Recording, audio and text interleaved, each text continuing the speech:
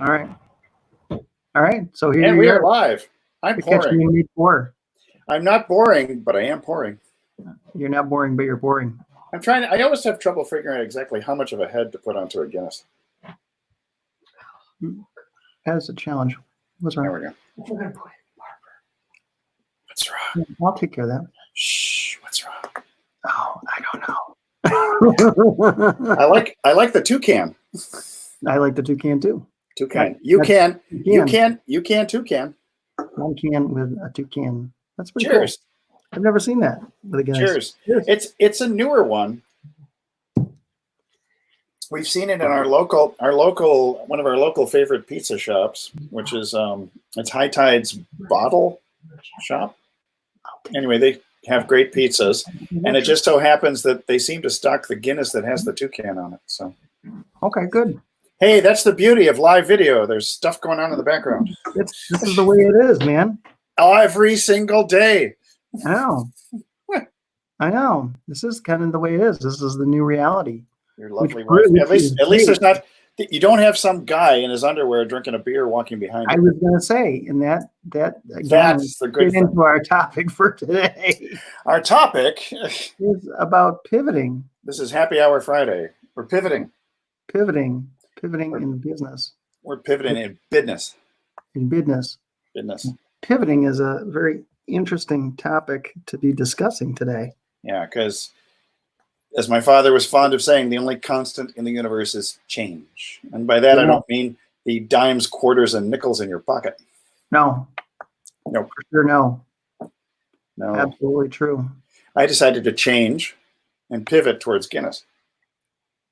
There you go. There's nothing, no harm in that. It's no harm, no foul. We were talking about baseball earlier. It's a good. We talked about that the other day. It's a good pivot, though. It is a good pivot. So, telling me about pivoting in your life. Well, I'm glad you asked. Are you glad? Are you really glad? I've had a lot of pivots. In fact, that was one of the big things we were talking about today.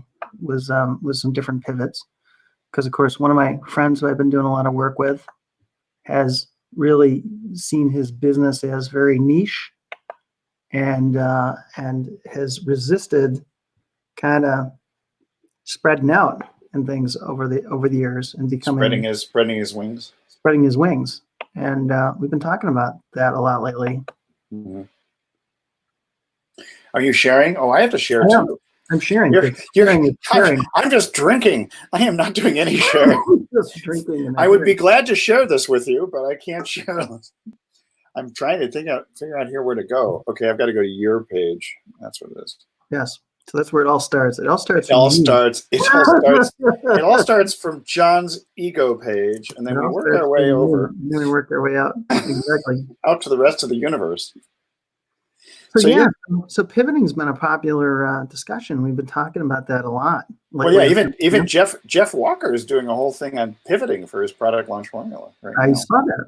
Yeah. And I got, the intro videos to the product launch formula have been coming out regularly over the last couple of days. Yep. And I have tuned into that, and it's interesting to watch a lot of people do that. And I'm one of these people that kind of hates the fear mongering around that, the pivot or perish. I actually you may say pivot or perish, but for me, my version of it was adapt or die. Yeah, but in a way, it really is true. You're not really just. You don't want to become extinct. You don't want to become extinct. If you're still. If you are still in the horse and buggy whip manufacturing business, you're screwed. Yes, you are. Yes, indeed you are. Unless there's some sort of Amish farmer up in New Hampshire who's still making those as a collector's item. So. Not here, no. No, okay. I don't think we have any Amish farmers in New Hampshire. Pennsylvania, we got a lot. New York, Ohio. Yeah, New York. There are a bunch. There are a lot. There are a lot of Amish. You're mute for just a moment. Yeah, just a moment. No problem. Please talk amongst yourselves right now. Anyway, so when it comes to pivoting, that was a good example actually of the horse and buggy days. When you talked about the horseless carriage coming into view, those businesses who were manufacturing carriages and manufacturing horse and buggy whips or horse bridles, they had to pivot away from it into some sort of other type of manufacturing. And when you had the horseless carriage, eventually gave way to the automobile. So that was a big time pivot. I think about my grandmother was born in 1896. And so she came from the horse and buggy days as a kid, all the way to see cars, to seeing man land on the moon, to seeing space shuttles, which is, I mean, multiple pivots over the course of nearly 100 years. Right. And we're seeing some interesting pivots going on now with, they just recently said that the last homes on natural gas have been built. And yeah, they're pivoting. Really? Out of natural gas? Are going electric? It's something that they've been talking about here recently, is that they think that solar is going to adapt and take over that. And so natural gas is becoming a thing. Yeah. Sure. We're seeing more of that. And we're seeing electric cars now.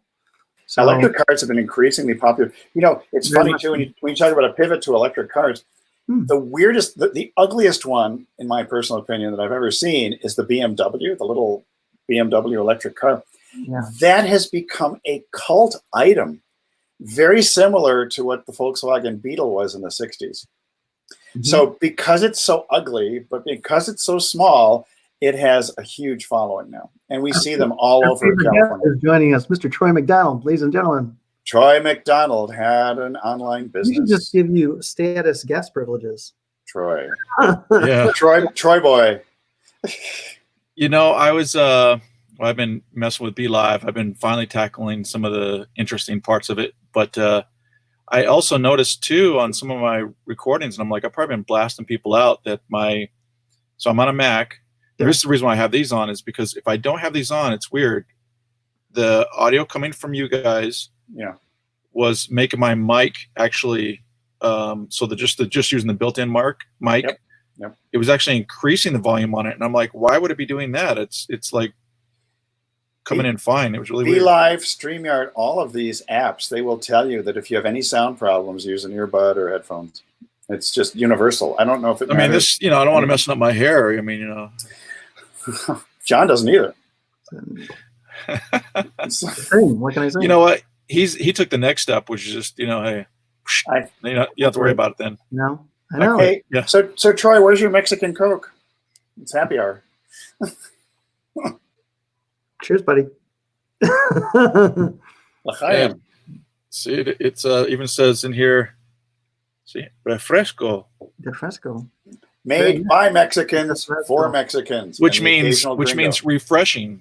Yeah, fresco. I assumed that would be the thing. Yeah. Like queso fresco is fresh cheese, but that's a whole different kind of cheese. So Troy brings in a whole new form of pivoting, which is pivoting over soft drinks.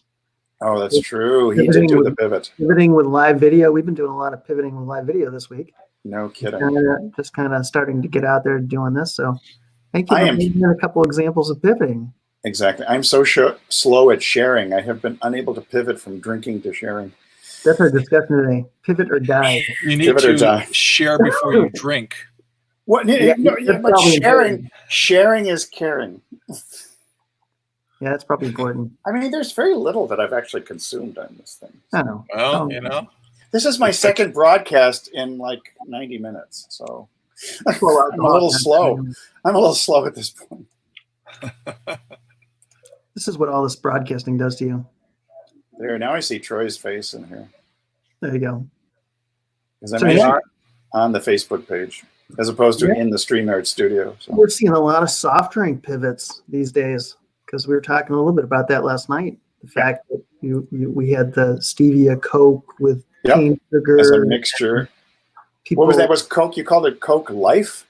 And it died. It's like they had it like in a green can, actually. Really? Yeah. I would, if I were to market that thing, I would have gotten the rights from Disney and put Kermit's picture on there, and I bet that would have sold. But the kids would be going after it. So. Yeah, that's probably true. And then they would get attacked like McDonald's and their Happy Meals and stuff. Not necessarily. I mean, you can be happy with a Happy Meal, but I don't know if you can sustain your life. I don't think I want Kermit on my Happy Meal. Like they might think it were serving frog's legs. Frog legs. You have the French McDonald's. This What's is it? You're You happy probably to go go. down to Louisiana, you probably can get something like that. Frog McNuggets or something. Frog Yeah. McLegs. I want some McLegs. McLegs. I want the 20-pack of McLegs. A 20-pack of McLegs. Because they do the 20-piece like party ones that you can grab, the larger ones. Yeah, but the ones that are really small, the McFlippers. So that's another form of pivot. You almost made me shoot this out on my keyboard. And it was totally my intention. So. Yeah. Shooting. Oh my gosh. It's good for ratings. Good for Oh ratings. my gosh. Good on you, mate. Yeah, so pivoting, the classic thing. So our 12-year-old is big into basketball, and they always teaching him when you go to his practices and the drills, they always talk about pivot. And so, but pivoting really implies that you're making a fairly rapid change, doing a 180 usually. But are all pivots 180? That's what I want to know. And that brings up another pivot. Our kids at home for school. Yeah. Well, I was going to say that, Dr. V, you say that it implies it's quick. Not necessarily, because if you think about, like, say, a ship out to sea can pivot, but it's going to do it in a longer, kind of stroke. But don't we? It'll still be considered a pivot. I get that, but the question is, if you're going to take a long time pivoting just before making a shot, there's a good chance the ball will be stolen from you.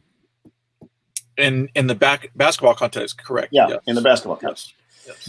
So, but pivot. So they really say pivoting a ship? I guess I could. No. Well, but what I'm saying is you can call that as a pivot. Yeah. Anything really going to be a pivot is because I guess if you want to really make your own definition of pivot or finesse it, pivot is to change a direction. Yeah. Because like you said, is it always a 180? Not necessarily. You could pivot 90 degrees. Mm-hmm. Pivot into another direction. I like the idea you could pivot 360. Mm-hmm. Ooh.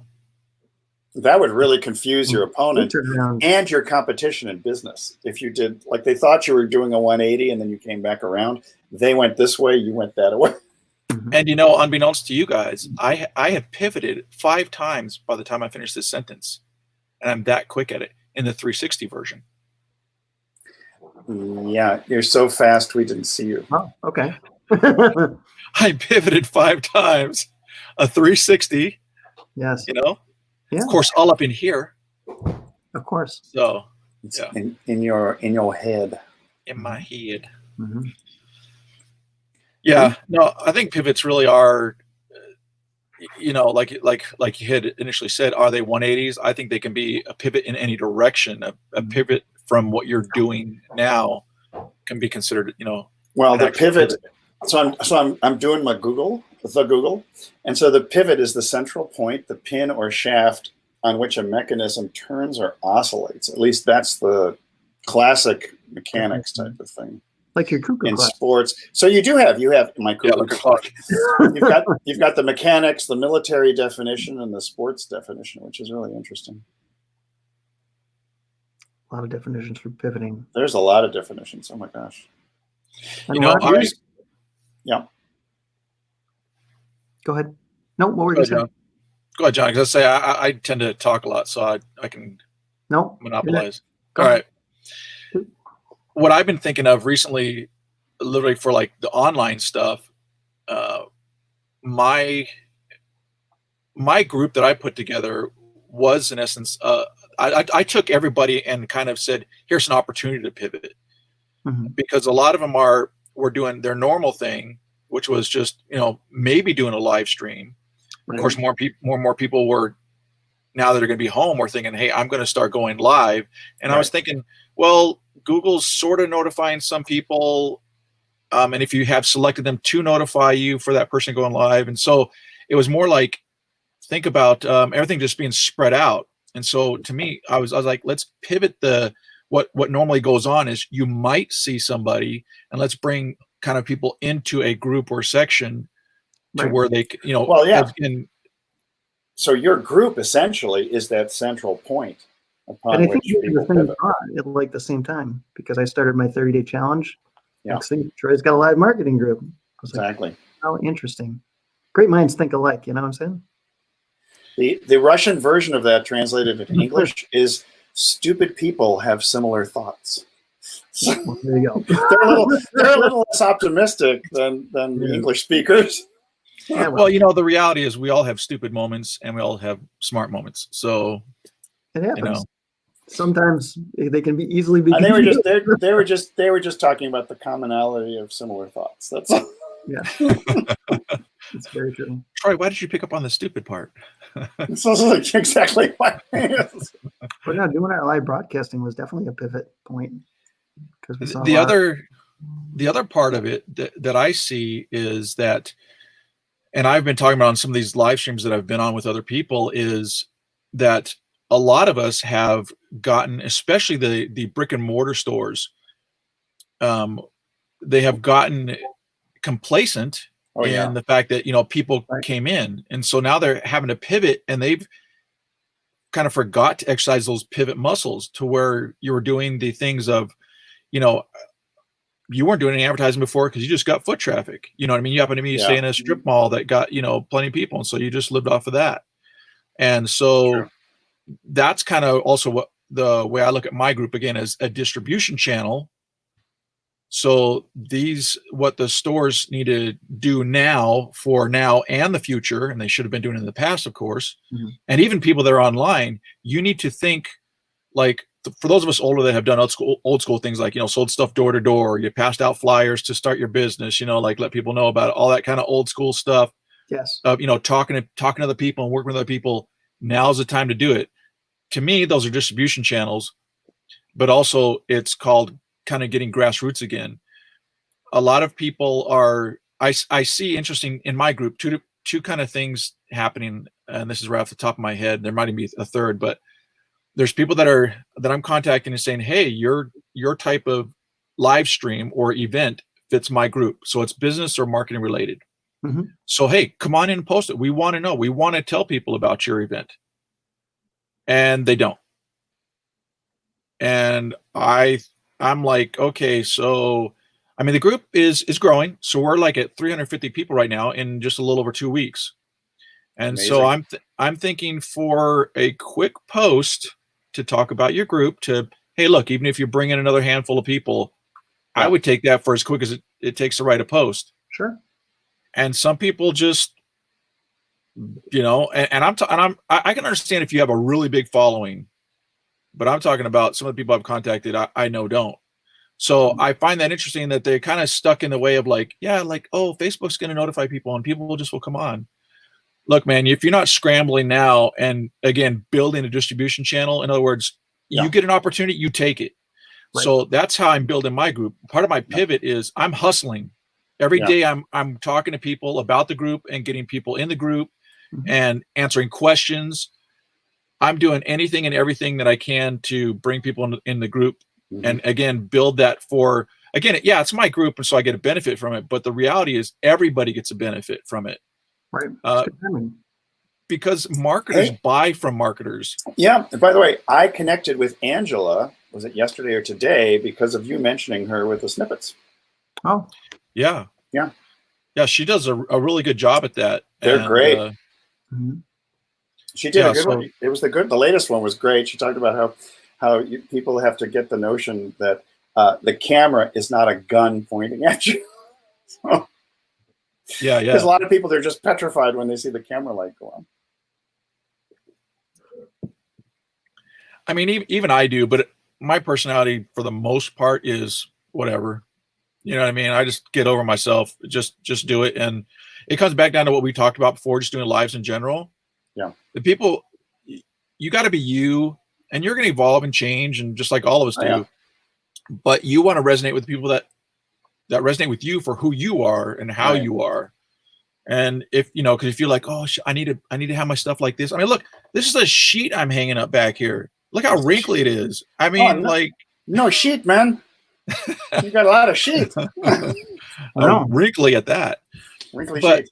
You You know what I mean? I'm just like, yeah, I mean, I'll get around to doing this, whatever, at some point, whatever. A little more how I like it, but you should sell those online. Yeah. Special Troy McDonald backdrops. And for a $10 upsell, extra wrinkles. Extra wrinkles. Put another wrinkle into your broadcast. So, you know, I mean, those are to me that, pivots. Yeah. And I think people really do need to think about how they're going to continue doing their online, either branding or online business, because some people are using it more for branding, some people are using it for business, and then there's the combination where it's a branding your business kind of thing, whatever. So I have a story for you about live broadcasting and the connections that can be made. Today, I woke up this morning relatively early, and I saw on Twitter there was a broadcast from Ad Age, and it featured Sir Martin Sorrell, who is the CEO of it's S4 Capital. Now, if you ever look up S4capital.com, you'll see that he owns this multi-billion-dollar agency, which has bought other agencies. And so at the very end of the broadcast, he said, well, if you ever want to touch base with me, you can reach me. I'd be happy to answer any questions you have at martin@s4capital.com. So I did it from my iPhone. Within 10 minutes, he responded to me, and we've been going back and forth about the changes and the pivots that are going on in media all across the globe. And this guy, it's Sir Martin Sorrell. He's knighted and has an Oscar. And I just Wow. because of a live broadcast, I'm communicating back and forth with him about the potential for digital and video services to revolutionize healthcare. Oh, that's way cool. But that only came about because I was watching live video. And the thing about live video, it makes people so much more accessible. So, I mean, to me, that was my big win for today. I'm communicating with a knighted CEO. And he invited you to take action. And he invited to take action. So his call to action at the end, was email me at martin@s4capital.com. And I did it. And I was so surprised that I thought, well, what do I have to lose? He's actually sent out the invitation. And so in responding to it, but that all came about because of live broadcasting through Twitter of all places. That's cool. Yeah. So to me, if anything shows the power of live video, that was my little experience today communicating with a CEO in the UK. That's a big one.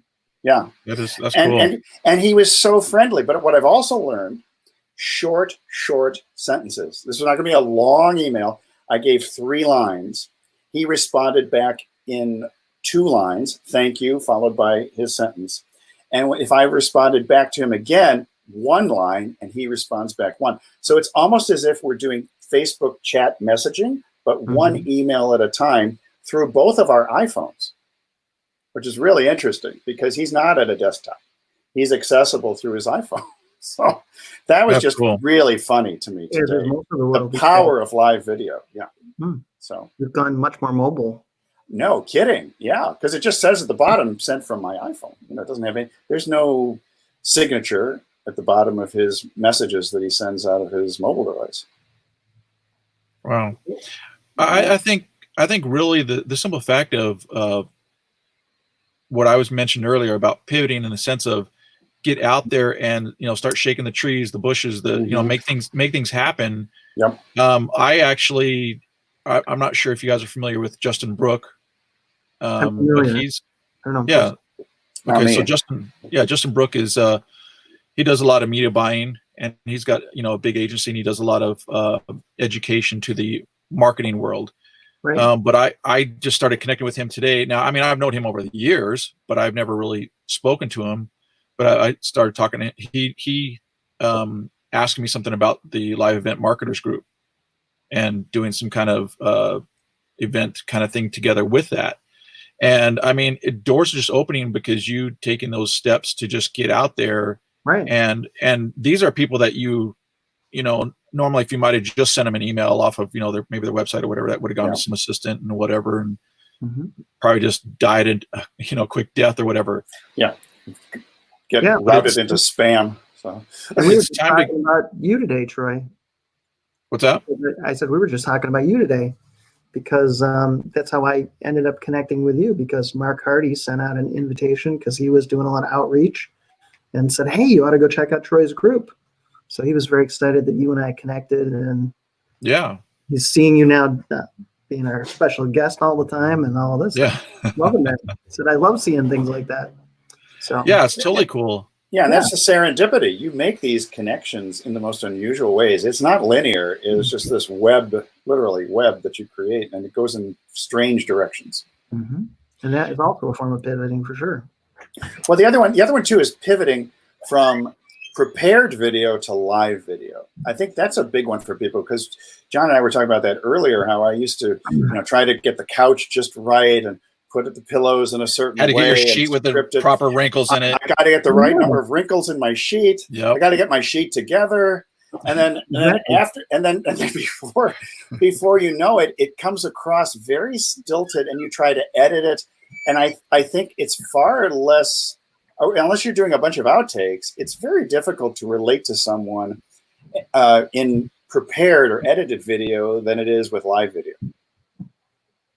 Yeah, an edited video that's 15 minutes long could take you like 3 hours to produce. Yeah, exactly. I would do a 5-minute one, and it took me an hour and a half to make. So, you know what I've been finding actually, the past couple of days, people have been hitting me up with the kind of questions and wondering about, again, in live event marketers about, and to me, I see this as a pivot. So pretty much like these live streams, and like I think we were talking about the other day. It's easier to do like when you have a group and you have people and you can kind of talk and stuff. But individually, you think of, a live stream.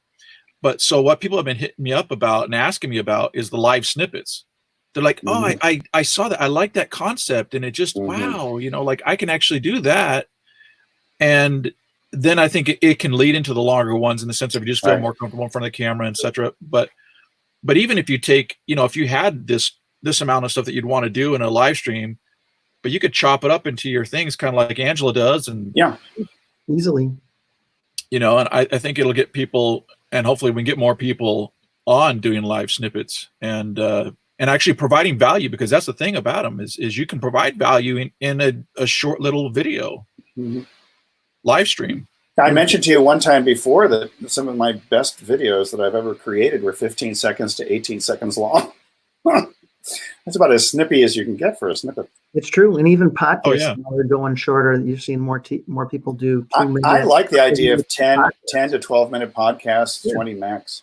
Yeah, they become very popular. So just kind of makes sense that video would follow suit. Well, the cool thing I think too about, if you look at like a live snippet, it really is something where you can cover a particular topic, and then at some point too, if you later on or maybe at the same time you do it, but you have something on your website, you can just boom, boom, boom, boom, boom, boom, and people just go look at what the subjects are, and you can get in and learn something like this. It's not got to be this like 30-minute explanation, something that really doesn't need that. And you've only done a 30-minute one because you felt like, well, that's kind of what everybody's done. It's this more long, drawn out, whatever. But the other cool thing is you can then say, hey, if you have any questions, connect with me, or any call to action. Head over here for the longer explanation, for the complete story. Exactly. And even if you don't have the complete story yet, so to speak, you can then say, the people do reach out to you. You can say, okay, hey, I'm going to do a little bit longer one, or another. Exactly. Okay, I need to go a little bit more in detail into that part of it, and that part could even be a snippet, but it's just a little more detail because that's all it talks about. Or even join our group, and we're going to do a live. It's a private group, but we're glad to bring you in. And we can have a more detailed, in-depth discussion. So, yeah. So I think I look at that again, like I said, as a pivot from going for the long form to kind of short form, and then it pivots you from being stuck and not getting anything out there to actually get moving. Yeah, I'd rather do something than nothing. And I think I don't know about you, but I've always suffered from a huge perfectionism. This sense of I'm overwhelmed or have been overwhelmed about putting anything out there that's any less than perfect. And I do think the advantage of live video is it lets you just let her rip without worrying about things. Right. It's very authentic. It's genuine. Yeah. And people really are forgiving. And if you flub up, it doesn't matter. In fact, sometimes watching people recover from something disastrous creates even greater empathy. I know. We used to do all our stuff live, and then we'd have blooper reels. Yeah. We build up all of the stuff with all the, and it was great. People love it. There's a friend of mine who was doing her coaching videos, and she did a live. And as soon as she went on, the heater in her garage tripped the circuit breaker, and all the lights went off. And she's back down there struggling, and she pops up saying, "Oh, hi." And that was just, to me, that was still one of my favorite videos that she did, because it was the recovery from the lights going out. Yeah, that's cool. I mean, she had a lot of poise when she was doing it. I think that was really interesting. So when one of my dad's favorite sayings is when you squeeze an orange, what do you get? You get orange juice. Right? Mm-hmm. And when you put people under pressure, what's squeezed out of them is blood? A lot about besides blood, their personality, their ability to respond to that kind of pressure. It's very interesting. It's true. That's very true. The reality with us too is that I think there are, this amount of people that are actually just polished just how they are, and from their experience, maybe they actually do radio already, or they do some TV stuff, or they do a lot of speaking. So they're polished in general, but the rest of us, we're not. No. You know what I mean? And so most of your audience is not. And so I think, that's important to keep in mind. And that's part of that, like say that genuine, that just being you kind of thing. I mean, at the same time, that doesn't mean that, I wonder if my mic's a little bit too hot for you guys. You're fine. You're fine. You're fine. Okay. That's a technology, a term there. Hot mic. I heard that. Mic. Is that your stripper name? Hot mic. Is it but I think that the reality is, again, that there's only a certain amount of people that are polished. Most of us are not, but you still should be prepared in the sense of at least have some notes to follow. We're not saying just go off the top of your head. Don't just completely wing it unless it's supposed to be that vibe, or you know what I mean. That kind of thing is what I mean. Oops. Well. I do that a lot. That was today's, for example. Oops. Yeah, no. What I'm saying is, like, in this case, like, we have a topic, right? Yeah. So we kind of know what we're talking about, and correct. Just like Angela talks about, her background for most of her stuff is on trademark stuff, law. And she knows that. Yeah. Yep. So, and that's the same thing with us. But what I'm saying is, if you actually are going to do, even a snippet, you should really know what you're talking about. Yeah, or you have your notes to help, guide your thought process, especially if your brain is going crazy. Yeah, I like the idea of just a little 3x5 card and literally have 3 to 5 points that you want to make during it. And there's no way that you have to script, nor should you script what you're going to say. Because it just looks like you're reading it all the time. Exactly. And people can tell. Plus, if you have the opportunity to deal with people in the comments and bringing people on, there's all kinds of things that you can do that you just wouldn't see with a scripted video. Right. Yeah. Now, I will say at the same time, for those people who may have to almost like literally read their thing, in other words, that's where they have to come from to get started. Hey, then do it. That's okay. I mean, you just got to do what you got to do to get going. Do a screen share. Horrible before you get better. Do a screen share. Just get used to talking. Ooh. I haven't figured out this. Get used to talking behind the screen. And then gradually get to the point where you're going to put your picture, you're going to have a little picture in the corner. And that way, it's not so much that you're hiding, but you're kind of conditioning yourself to get more and more used to the idea of appearing on a camera. Yeah, that actually is a good idea, where you have some kind of screen share, so you've got whatever it is that you're showing, and you're just that little picture there, but you can visually see yourself there, so hey, I'm actually on the screen. Yeah. But you don't see your face like right there, and it's driving you like crazy. Yeah, but so what you do is you just start out with just the screen and your voice, and that just takes away a lot of the pressure. Yeah, that's a good idea. Baby steps. Like, what about Bob? Oh gosh, we are living in that. What about Bob? We are living in What About Bob. What About Bob combined with Groundhog Day? So, no. Sorry. Yes, that's what I meant. I meant Groundhog Day. I was thinking Bill Murray. I'm also but I'm with What About Bob too. A little bit of both. It's a little bit of both. Yeah. Baby steps. We're venturing into a whole new territory. Yeah. The alarm my alarm doesn't go off in the morning, but I usually wake up up at a particular time. See, that's all, folks. And take 2. But that's all, folks. And I it seems like I constantly think of that, the Groundhog Day thing as it goes, as everything It's goes probably because you've got Sonny and Cher playing on your alarm every morning. That's probably it. That's what it does does it. seem like over the last month, things have been very different. Yeah. You got I actually thought, What About Bob? That was a fine movie. Groundhog Day, I saw that once and I just was like, I do not need to see that anymore. Oh, that's funny. I've seen Groundhog Day at least half a dozen times. I know, me too.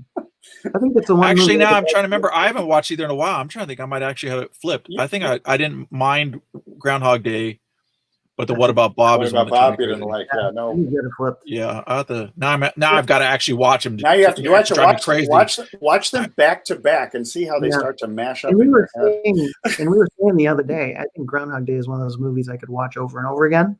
Literally, ironically so. Over and over again, anyway. Yeah. I can watch it over and over. It's one of the few movies I think I could actually watch over and over again. Yeah.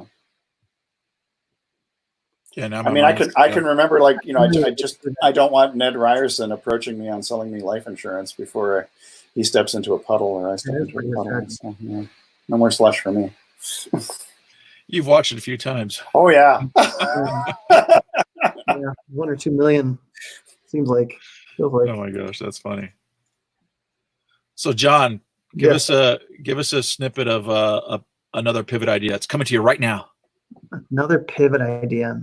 I love that we were talking about perfection. And I was just talking to a client today about perfectionism, and it's funny how sometimes these things we're our own worst. It's so funny how we're our own worst critic.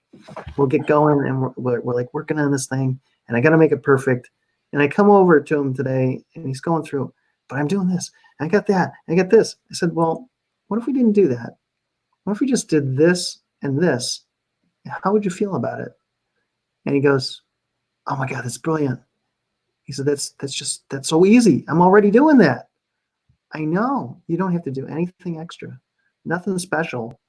And that's kind of a form of a pivot. We're constantly making our own stuff too complicated. So in these times, it's really important to get other input.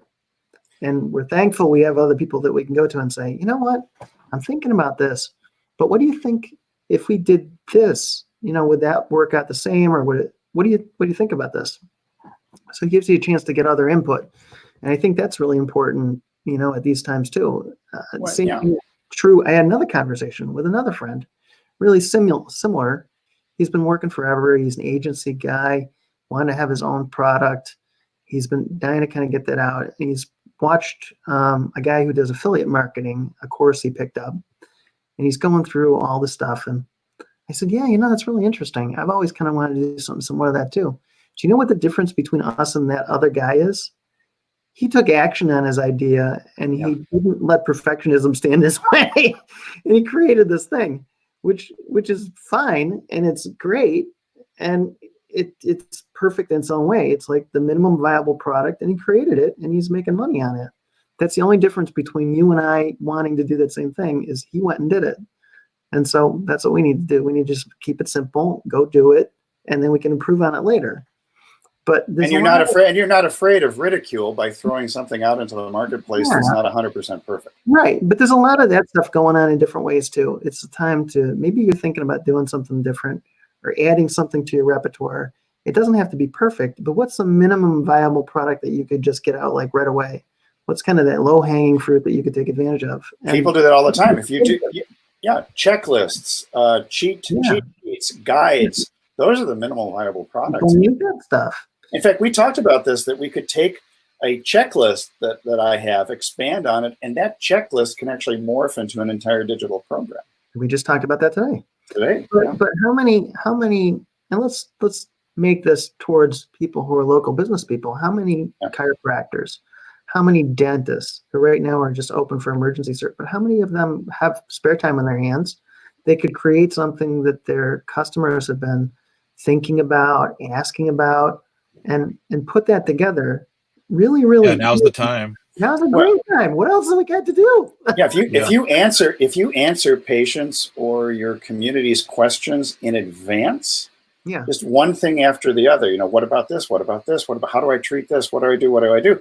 If you list that all and maybe do a short series of videos or do a couple of lives answering one question per live for little 5-minute snippet lives if you want to. Right. That can go a long way to gaining traction in your community, not just as an authority, but as a helpful giver to the community instead of somebody who just happens to have a practice or a business. I don't know. I'm not sure how hardware stores and others, because actually they're still open around here.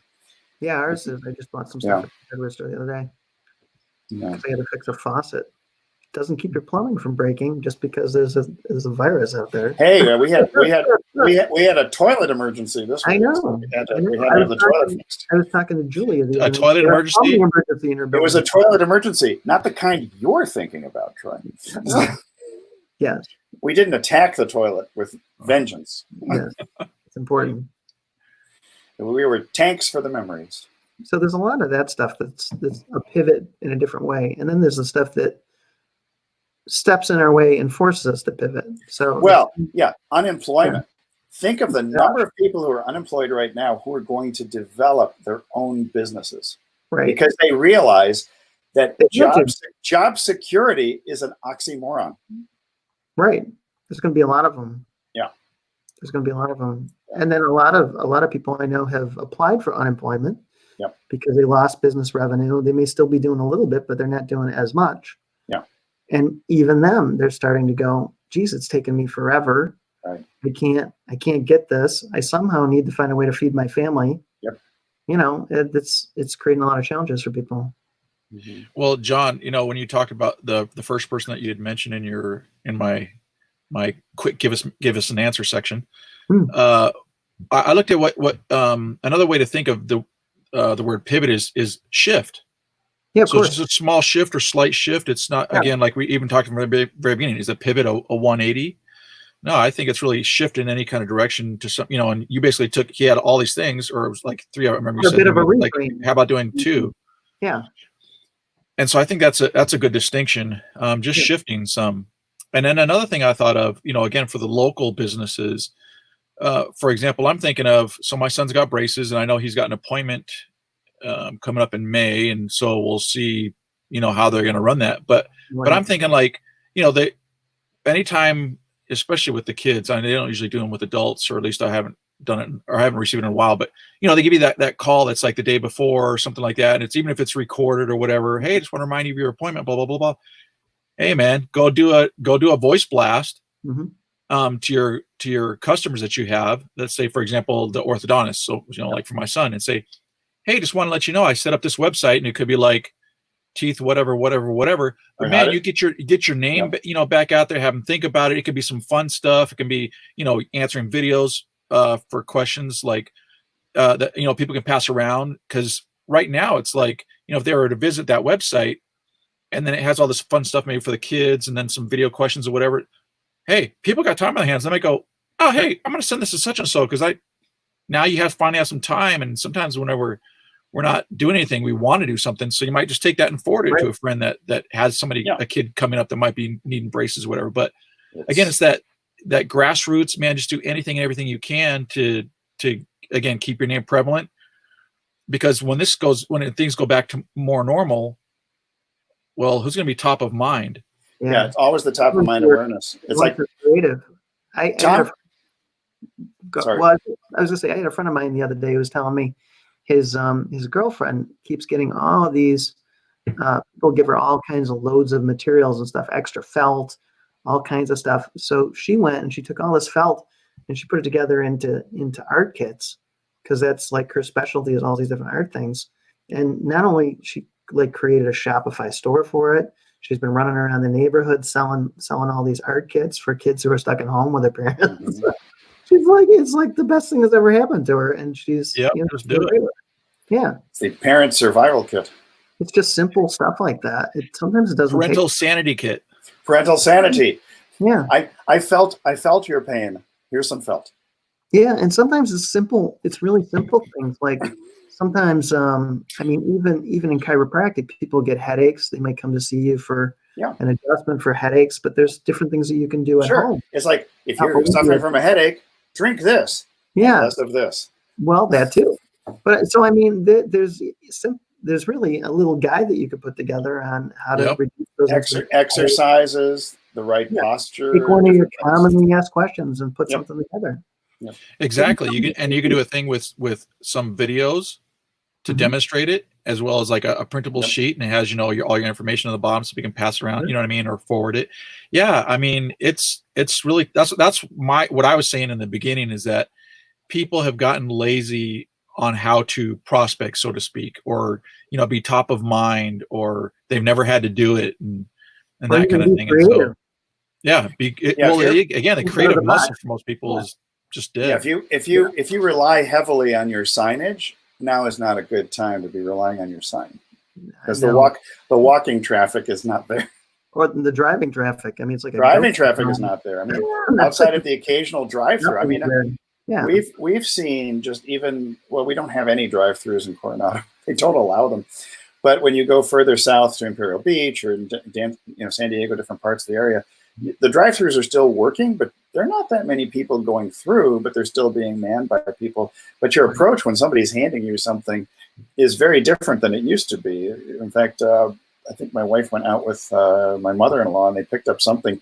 And when they get home, she's wiping things down with alcohol and all kinds of things, because you just don't know what has actually been going on behind the scenes, even as much as they try to keep things clean and sanitary. But that pivot, I guess restaurants have the hardest pivot of all, even if they go to takeout only. A lot of them are going to takeout only, but they're not making a lot of money that way. No.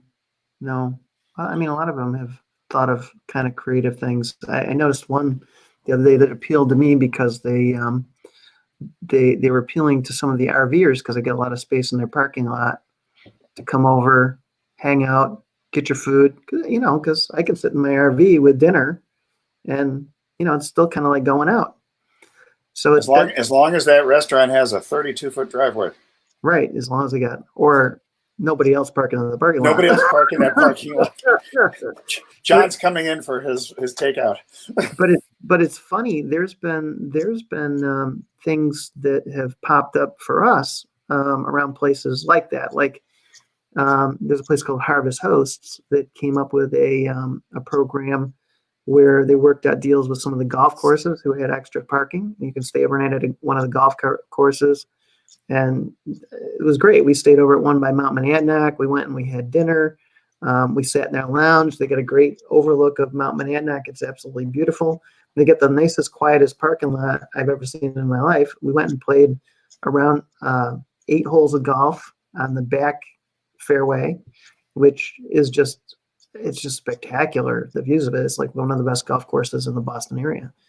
And, that was a pivot for them. Wait, how long ago was this? This was last fall. Oh, okay. I was going to say, you were doing that last week. No, last week. But the point is that a lot of people have kind of thought of that same idea. But there are restaurants where I could go and I could pull in, have dinner or whatever, and or stay over, and it works out great. But that's a pivot for a lot of people, and they've done that with a lot of farms and a lot of other places like that, and it gets them new business. So, what kinds of pivots can you make with thinking about other people? I think the truckers, I think, of a lot too. Because the truckers with the food, yeah. Food and supplies, different places, they're just looking to stop someplace, use a bathroom, get a hot meal, and it's hard for them. And the same place where we stayed, he was saying, because of our overflow parking, and we're in kind of an unusual remote place, but we get a lot of truck traffic in our area. And he said, we're kind of doing the same thing. We thought about keeping the grill open a little bit later and letting them park over in our parking lot. They can come and have a burger. They can stay over if they want.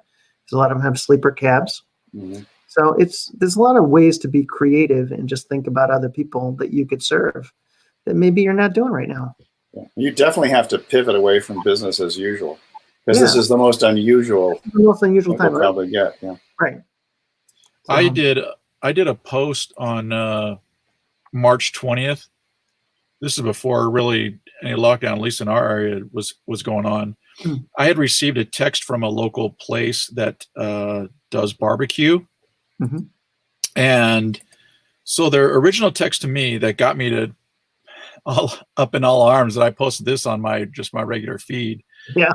Was I won't name the company. If you go to my talk about this one day. Yeah. Go ahead. Yeah. I don't think. Yeah. So basically, the text I got was, and I'm going to read it here from my actual post. Yeah. It says, so it says the company, but I won't mention them. But like I say, if you actually look at my thing, you can see who it is. I probably would know anyways. So it says family feast only $35 when you use curbside. Choose 2 meats, 2 sides, and 6 rolls. Feeds 4 to 5 people. Beef optional. Add $3. Not valid with any other discount or promo. And I was like, okay, like no real, draw or desire to, pull me in or whatever. So then I received a few days later. Okay, so then what I did is I made my rant post kind of thing, whatever.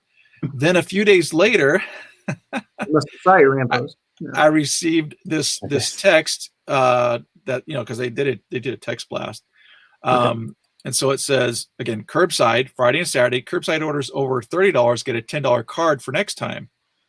Come try curbside. So it's like 1 call, 2 order, 3 pay, 4 we bring your food. So these are some of the pivots or the shifts that I had suggested, and what they have in here is one of the ones I suggested. So I'm just going to toss out these quick ones for restaurant ideas. Yeah. So, okay, so I'll just kind of read the post as it is. So it says local food businesses that need to make up the downward dollar. Mm-hmm. Stop sending out emails about delivery or pickup. Because they were all that's all they were sending out was the delivery or pickup, and we're doing this for COVID. I'm like, who cares? We already know that. You know what I mean? I was like, it was just such a waste of time because everybody and the grandma was copying everybody, thinking that we got to send out something. Stop stating the obvious. Yeah, exactly. Yes. So I said, those, and I was saying, those options were available before the lockdown. Yeah. Send offers and special deals. Give people a reason to buy. Pickup and delivery is not a reason to buy. And so then I said, examples. Include something for free with an order, like a free dessert. Mm-hmm. Upgrade small drinks to large drinks. Mm-hmm. Include a kid's meal for every entree. Or reduce pricing. Kids meals only $1 with each adult entree order. The more they order, the more they get. Like if they order for every 2 pizzas, you get a free side, or even get a side for $1, etc. Order XYZ and get a gift card for an X dollar amount. That gift card, of course, is one of your own. Helps you get your money back to you. Mm-hmm. Ask vendors to work with you in a way that helps them and you, such as vendors having more meat that they normally you normally buy from them, but they have more, and so you can focus on selling that. Yeah. Yes. Yeah. So in other words, that to me is again that joint venture kind of working together, right? Mm-hmm. And then work with other non-competing restaurants on a joint venture that makes sense for both of you. You can even work with competitors if you're open-minded and creative. Again, it's about that creative mindset. Yeah, you could rotate. Like you could have, we're going to promote the sushi place one day. We're going to promote the rib place another day, the burger place another day, as together, and the rising tide lifts all ships. Yeah, right. And one of the, I have 2 more really quick, but one of the things I did on an interview when I actually talked about this for local businesses, meaning mainly the restaurant type stuff, was that say and if you're in a strip mall, you've got all the different places that which ones are still open, but when they have a customer come in and have something or pick up an order, you can have an 8.5 by 11 that promotes all the other ones on some kind of special and deal that gives them, again, a real reason to come. Mm-hmm. and go across the guy that's across the way and get. So like to say if you were getting maybe some pizza this time, but you could still have an offer for, again, the barbecue place that's right across the way, and then like, oh, hey, we'll do that like in a couple of days. We'll do this one because this is a killer deal right here. Yeah. We've been rotating amongst different restaurants in our area for even just the takeout. Like, what are we doing this week? What are we doing next week? What are we doing? Exactly, later in the month. Because if nothing else, people can go out to pick up stuff. You kind of still feel like you're getting out or whatever. You do. It makes a huge difference. It really does. And then the other, so to finish off, I just said, so educate with specifics, especially on deal pricing. Don't just say family feast. And I quote their thing, family feast only $35 when you use curbside. Choose 2 meats, 2 sides, and 6 rolls. Feeds 4 to 5 people. Beef optional at $3. Not valid with any blah, blah, blah. Okay, so I quote a thing. I said, tell me how I'm saving. Yeah, as how well much? As like, what's the regular price?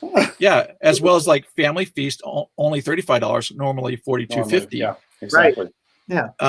And then my last one was create full menu deals for individuals, because they're forgetting that there's individuals out there. And then couples, singles, just the husband and wife, yeah. Yep. And then like 4 people and more than 4 people.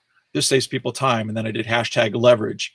And then I threw in there, if you need help figuring a deal, let me know. No charge during the quarantine period. I mean, I just was like, hey, like, I mean, really, anybody who wanted like some tips or thoughts, because I could say that creative muscle, people have never had to use it, or they forgot how to use it. But I was like, this whole kind of rant just came from that initial text. And like I said, it was a few days later they sent the one that had the buy 30 and get a $10 card for next time thing. And so yeah, well, foot traffic is not going to carry you very far nowadays.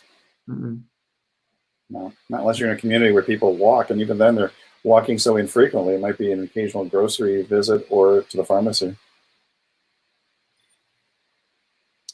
So very, very true. But I do like the idea of anytime you present a discount or a special offer, letting people know what the normal price is, because it's meaningless, and it's also sometimes it's meaningless to say 10% off or 20% off. I think dollar value saved usually is far more compelling than a percentage. Right.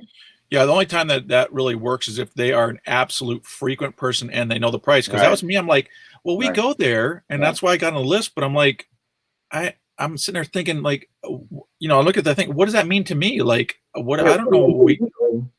Yeah. I'm like, how much do I normally spend or whatever? Or again, so how is this a deal to me? Like, if I've got to figure it out, you've lost me most of the time. Unless I'm like, I've been thinking about barbecue and I'm hungry and I've got to get it now.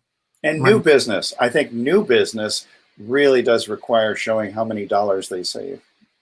Oh yeah. To stimulate interest if they've never been there before. Totally does. You gotta show the actual value in that, because otherwise, and percentages don't work, because we don't. I mean, percentages can work. It's just that I find them to be relatively meaningless unless you have the percentage plus the normal pricing. That's a different story, because if you show dollars and percentage, it can be meaningful. So. And I think, it depends too. So if you have something that is a, like 10% off our 4-person meal deal.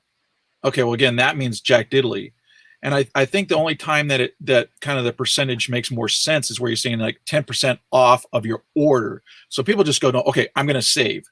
And that's at least, that's more okay than if you say 10% off the 4-person meal deal. And you're like, what does that mean? And the whole concept of the 10% off is interesting, because I think from a consumer standpoint, 10% off is relatively meaningless nowadays. I think the 20 and 30% thing really captures people's attention.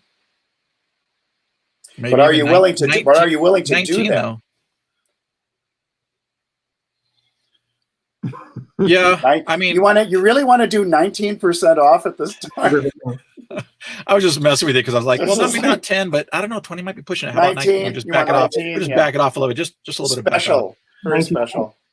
I like it. Well, hey, actually, 19 would be a 19. What? You know what I mean? Like that would be a weird kind of maybe an eye grabber. It would be an eye grabber, but it might be perceived by some consumers as in poor taste. What if I gave you 11 and a half? True. Interestingly enough, where you say the 20 or a different number, I was talking to somebody on another stream about this as well, is that I even say that companies need to look at even possibly selling stuff to break even, so to speak. Oh, absolutely. You've got to make yourself to the other side. And especially with food, you don't want to have that stuff spoiling or going to waste. Mm-hmm. So again, it's all about, you just got to think, differently. And that's why in my example, I gave like for every adult entree, you get a kids meal. Mm-hmm. that's why I gave the other example of like, cause some people are like, well, I don't want to do that. That's it. Well, adjust it then. That's what I said. Or $1 for the kids' meal, somewhere where you're at least maybe you're just making it you're greasing the chute for the adults to make the order. And if the way your numbers are, you feel more comfortable with doing $1 or $2 or $2.50, whatever it is, because maybe you sell high-end meals to people, so $1 would be insane to sell a kid's meal for that. But I'm just saying, I need to do whatever you gotta do. I need to cover the cost of my chicken fingers. Well, and that's no, your frog flippers. My frog flippers. I remember when this thing just first started and the restaurant started to be affected. I remember one place had a huge order of like steak or meat or prime rib or something like that. And it would be more beneficial for them to just get rid of it and break even than lose all that money. And the other thing that's been a pivot for a lot of restaurants is that, okay, I can't be open right now. So while my kitchen's still being used, why don't I get flooring? And hotels have been doing this too, renovating rooms and doing all this stuff because they don't have normal downtime. So this is forced downtime. Yeah. And as long as they've got the deep pockets to do it, I mean, now's a great time to pivot in that direction and just renovate the heck out of everything so you don't have to close down later. Yeah, so one of the McDonald's for a lot of places. Yeah, there's one of the McDonald's here is actually they're redoing their kids play area like completely. In our area, they completely redid everything in like a couple days, but they were closed anyways.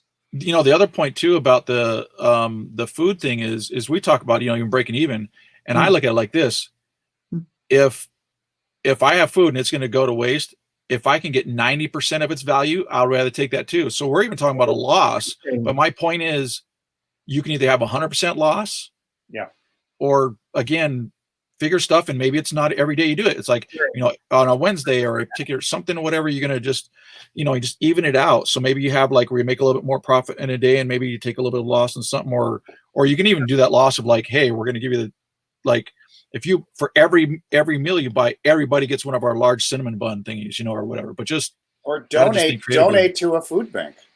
Well, yeah, a lot of because that's one of the things. Rather than saying seeing your inventory spoil, right? At least make a contribution to the community and come out looking like a saint, as opposed to somebody who's just going to be tossing stuff in the dumpster. I can't imagine either trying to order. I mean, granted, I'm not a restaurant tour or anything. Never have been. Wouldn't play one on TV. You want to be a restaurateur. But just thinking of the fact of I'm going by historical basis and just figuring out what I've got to order, right? I have no historical basis now. Histories. Well, what I need to get. Your ordering history has been dictated by events over the last 3 to 4 weeks. Yeah, but it's got to be a tremendous nightmare. Yeah, it's a shock. Imagine. And it's a shock for the food distributors too, because in some cases the food distribution chain has been disrupted, so they may not have the supplies in their warehouses like a Cisco or somebody else to distribute then to the restaurants. Sure. So we've had restaurants here who actually sold some of their inventory as if they were a local corner grocery store. Yes, I've heard that. Yeah. And that benefited us. That's a great pivot or a great shift. Yep. I think you could even do stuff where you say like, as you're saying, like to donate it. Well, you can say like, hey, so everybody that orders or like again the flyer things or even blast. We are already donating to XYZ food bank. Right. And when you order, we are going to then for every order or for every entree, whatever, we are going to additionally do this, whatever. So people feel like, hey, I'm actually doing something as well. Or you can even do stuff like, and I mean, again, depending on your margins and stuff, but you can even do things like, we're going to provide the, because like a lot of the doctors and everything like that, they have to go down to the cafeteria, right? And they're like, I've been here how many days, and I've been here for how many years, and I'm just really tired of this. We will make sure doctors get some of our Pizza Hut pizza or whatever, what I mean? Right. And we're gonna, so every time every pizza you buy, like 3 slices will go to the doctors, and so like we'll donate a pizza to the frontline people. That type of thing. That's a great comment. So that was a great time to be alive in business if you take advantage of it. Yeah. And it's absolutely true. And, now is a great time. Now, I mean, we can talk on just about general stuff, but it's a great time for infrastructure projects for restaurants, getting tax remodeling, marketing in place, doubling down on their marketing. Well, and it's also a great time to make a land grab, a digital land grab, because advertising costs have just been plummeting, and a lot of people, both in the bricks and mortar and the online world, are just afraid to do anything. And so that gives you the opportunity to increase your market share, as opposed to necessarily taking it away from somebody else.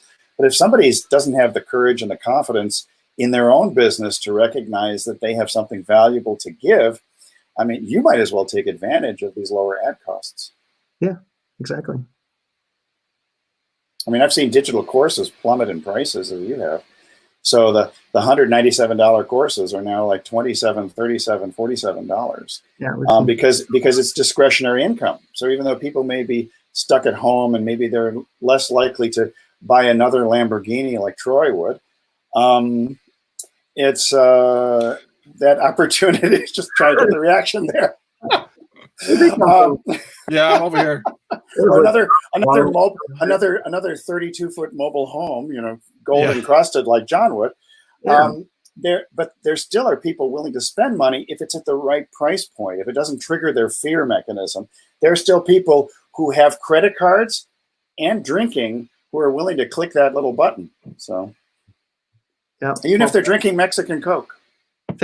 Thanks, Dean. I think we got a new fan, guys. Hey, thanks, Dean. Yeah, Dean's actually in the live event marketers as well. That's great. I know I've seen him somewhere, and I'm just like, I know Dean. I just haven't figured out where from. So yeah, he has. By. Yeah, he's got. He's had. I know one event. Not Hitman. The guy's. He's doing a lot of stuff. He's got. I think I'd have to check again, because I have so many dates of everybody's events in my mind. I think he has one that's coming up as well. He has it listed in the group. Cool. Yeah, I just let's see. So are we getting kind of towards the end? Are we doing parting words coming up or something? Oh, we actually. Thoughts, and I got a big. I got to ask you about this too. I got a big networking event I'm thinking of doing, and there's going to be obviously some streaming involved in it. Whether you guys would be interested in. I think it'd be great. I've heard bits and pieces of this already. I've got a new platform I want to air out, and it'll be a great time. So I think it would be a real. You want to get the wrinkles out of it? Yeah, it's like a shakeout cruise. Shake the wrinkles out. It's a great time. You've got that big group. It'd be kind of fun to get everybody together, meet some new people, and a massive networking. I want to invite to it. Do a massive networking party. Actually, that is one thing that I do want to do with the group. And people, I talked about it, in fact, last night. I do cover it occasionally in the kind of group updates I do, is that if people are not using the group to meet other people and get to know other people, they are really missing the game, because it's not about, hey, I'm going to quickly go in there and I'm just going to throw my event and I never go in there again. Yeah. I'm like, are you kidding me? That's kind of like, as we were talking about Snickers yesterday, right? That's almost like getting a Snicker, kind of cracking it open a little bit, maybe just licking the wrapper, some chocolate, and throwing the whole rest of the thing away. Like, you didn't even take a full bite, let alone eat the whole thing. I mean, so it's that is so non-pandemic friendly, Troy. I know. Or eating them forever. You go into a coma and you mitochondria. I can't even have Snickers because of the food allergy stuff. So what? I mean, I'm trying to relate to the people, that can. Mind you, Troy, I'm not snickering at you when you say this. Not at all. I am not snickering. Not at all. You're Guinnessing me. I'm Guinnessing. Getting low. We're getting low. I can't see through that dark bottle. It's a dark bottle, but I am totally transparent. You can see the level. That's true. Transparency is a gift. Transparency is very important. You got transparency on too. I'm almost about the halfway, but I have to say though that these are the not the United States size bottles. They need to be a little bit larger. If you ask me. Wait, larger? Mexican Cokes are larger. I think it looks larger. No. I'm saying they need to be the United States size, because like the U.S. actually does a bottle as well. Yeah, and it's bigger than the Mexican size. I know. Yeah, but you have to understand the price point in Mexico. When the peso is trading at 23 per US dollar, you need to change the size so it's still affordable to Mexicans. Right. So you know what I call this? What? I call this the sample size. And so once I finish this one, I will now go get another one so I can pretend like I've actually had a full quantity of. Get yourself your sample pack. Oh my God. Interestingly too, the store that's so like Walmart sells these, and they also they, at least in mine, they sell the US size, right? And they come in a 6-pack. The Mexican come in a smaller, and it comes in a 4-pack only. So it's pricing. It's packaged for the Mexican citizens. So, and they have a much smaller income, believe me. So that's a big deal when you get your 4-pack. Yeah. Yeah. Party on, right? Mm-hmm. Exactly. So yeah, for sure, John. Whatever you I want like to do, the idea. And yeah, whatnot. We'll chat offline about that. That sounds hash it out. It's like having a video summit or having some sort of a marketing summit. I'm trying to get as many people to help participate as I can. It's a platform I'm kind of see if you can break the software, John. If anybody can, it'll be me. Good. For sure. For sure. Or it'll be me because I have answered my questions with Be Live. Good. I did explain it. Feeling low on Coke. Oh, no, how do you measure that? You explained it to yourself? Oh, what does that dipstick look like? It looks like this. A quart low. Oh no, not that. I knew it was going. Not the fun dip anymore. Oh my god! It still reminds me of some sort of a snuff. It's gonna take a little dip. Dip. I think would be referred more to like the chew kind of stuff. I was thinking of chew. Yeah. Chaw. Oh, there he is. Oh, yeah. Opportunity thon. That was great. Yeah, that sounds like fun. Les Brown, Mike. Yeah, I've had my lunch with Mike a couple My times. good friend Mike. Yeah. Les Brown is great.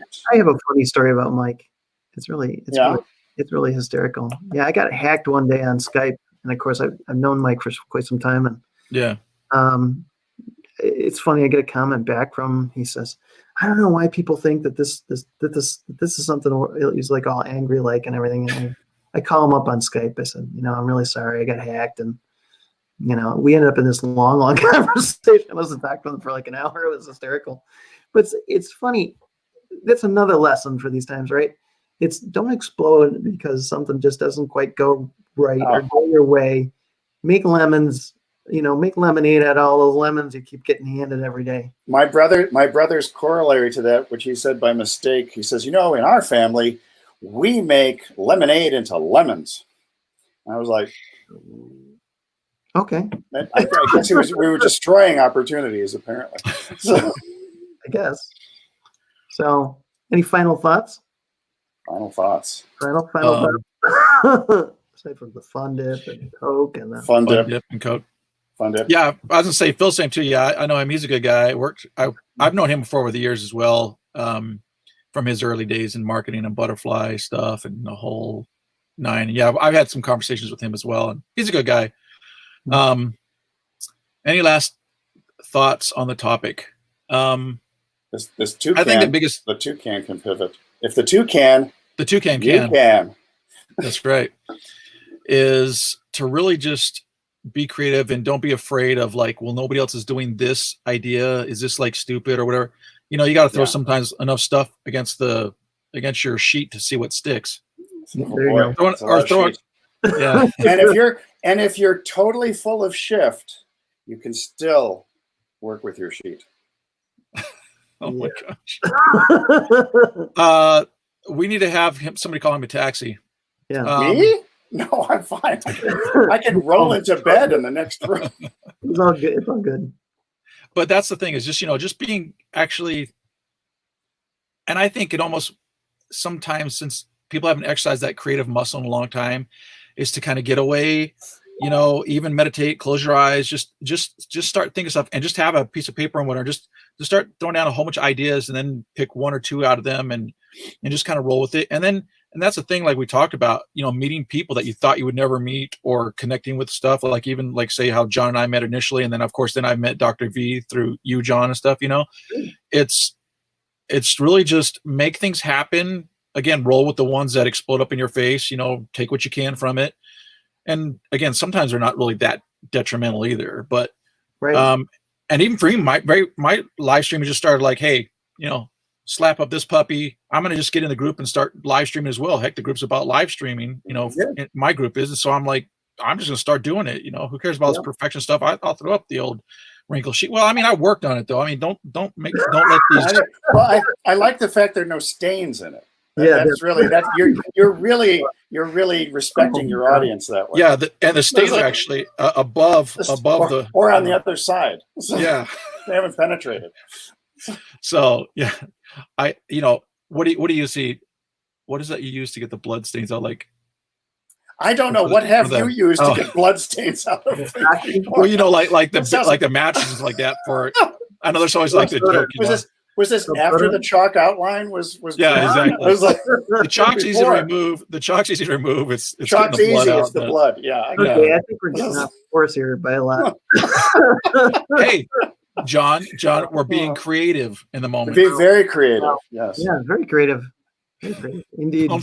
Don't squash my creativity. Sorry, man. We're not. I definitely need an umbrella for this brainstorm. Yes. Without a doubt. On that note. Yes. So that was my last thing. That was my last point. Again, just to really reach into to figure it out. Just be creative and just go for some things and out of your list that you kind of come up with. And Troy, what is the name of the group again? That you have. It's Live Event Marketers on Facebook, and if you just type in liveeventmarketers.com, it'll actually redirect you to that. It just makes it easier for people to kind of throw the name out, liveeventmarketers.com. With the plural. Remember the plural. Marketers, because we are more than one. We are many. We are legion. Yes, you're definitely that for sure. All right. All right, guys. Thanks for joining us, Troy. Thanks, Troy. Thank you, guys. You guys have a good weekend. Thank you, everybody, for popping in. I hope this has been helpful. And look for John at JohnPaduchak.com. You'll find me at drvogelman.com or Maximize Your Media on Facebook. That's our agency. Birdman. The Birdman. The Birdman of Coronado. Not Alcatraz. They haven't got me yet. The toucan can. The toucan can. If anybody can, the toucan can. All right. But we won't do the can next time. Hey, Troy, don't go away. I got to ask you a question. Okay. Hang on a second.